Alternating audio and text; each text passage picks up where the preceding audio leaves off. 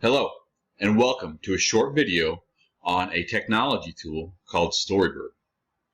Storybird is it's an amazing tool that inspires critical thinking while instilling confidence in young readers. As we all know, reading is very important for young readers, but what's more important is when they understand the different elements of the story.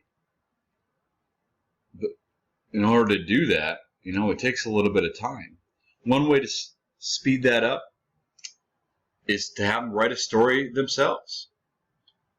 Now, the nice thing about Storybird is it gives you that opportunity, and it's completely free. That's why I made this tutorial, to introduce students on how to get started. So, without further ado, the first thing I need you to do is go to storybird.com, as you can see right up here. Once you get to storybird.com, click on Sign Up for Free. You'll scroll down a little bit here to Student. That's the type of account that you want to choose. All right, once you get there, you're going to have to choose a username. You can put in your email or not, and select a safe password that you can remember.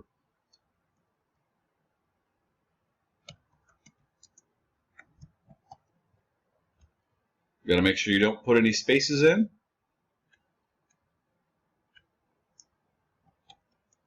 All right, now once you've done that, come down and click on Create an Account. You'll obviously have to read the terms and conditions and agree to those. So from here, it allows us to upload an avatar or a picture that we want for our character. If we don't want one, it's perfectly fine. We can just come over here and click Skip this step. The next thing, it's going to ask you if you have a class code. You don't have to worry about having a class code because it's not required. But generally, a class code would be set up from teachers, so that way you could share your stories with other students in the class. So we'll skip that step as well. So what we want to do now is look at our first example. Okay, so click on Show Me right here.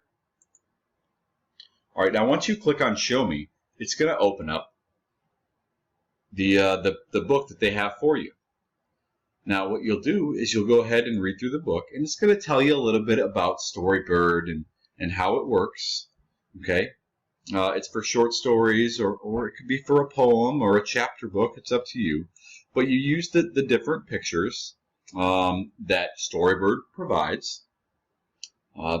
Artists have different portfolios that have a lot of similar images that they will upload. So you can put the images on the pages. You can order them however you would like. Add your words to the story, and eventually you'll get to the end once you've added enough pages.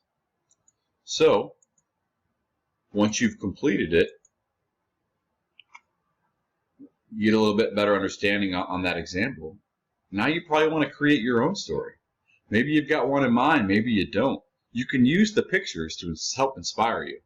So we're going to click on Create Your Own.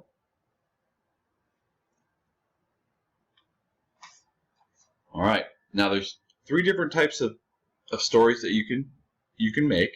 You can have a picture book, which is going to be your multi-page story. That's generally a short story. Your long-form stories, which is your chapter book, maybe for an older class, and then poetry, something that's a single page, something short and simple. It may be good for your first, the first thing that you do, but it's entirely up to you. So now we have to determine, well, what kind of art we want. Well, I am going to choose this art here because I like scenery. Maybe I can talk about a trip. So I'm going to click on the art, get a better look at it, and decide, yep, I want to use this art. So I'm going to click right here where it says Use This Art. Determine which book I would like to make. I'm going to go with the multi-page picture book.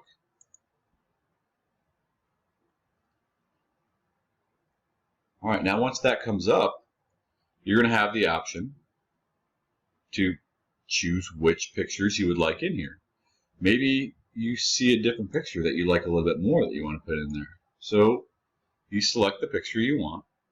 And the nice thing is you don't have to leave the picture right here. If you want it on the other side, you can put it on the other side. You can put it, big or small. Some of them allow you to put it on the top or the bottom. What we're going to do is we're going to put it on the right side for this time. Now if you click on the middle of the image, not the top or the bottom, but click on the middle of this text box, and you can create your story. You start typing, put in your words. Once you're done with that page, you're going to come over here and click on this plus sign to add a page. From here, select, your next image.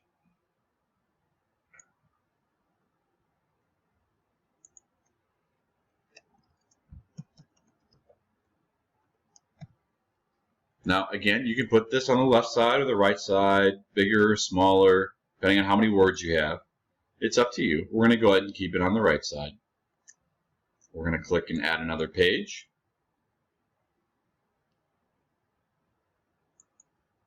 Then,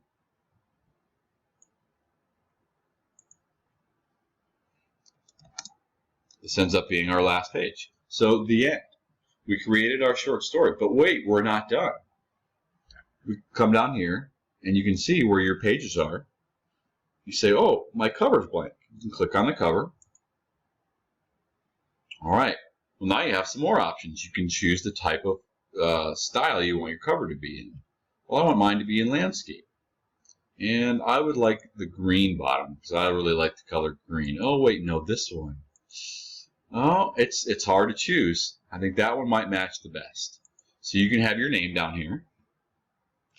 So you put your first name down there. Don't use your last name, because if you try, it'll let you know, hey, just use a first name, a pen name, or a nickname. So you do that, and then you write in your title. All right, so now our book's pretty much done, right? We can come down here and click Save and Exit, or if we're not done, we can just go ahead and save it for later on. But we're going to go ahead and click Save and Exit because we've finished our book. But it says, oh, we're still not finished. We have to decide what we want to do from here. So if we're still not finished, we can click, my book isn't finished yet. From there, if we are finished, we can publish our book. There's two different ways you can publish your book. You can publish it privately or publicly. So in school, all those are going to be private. So from here, we're going to publish ours privately, and you can add a summary. The summary would, talk a little bit about your book to, entice readers to want to read your book. From there, you can click on Publish.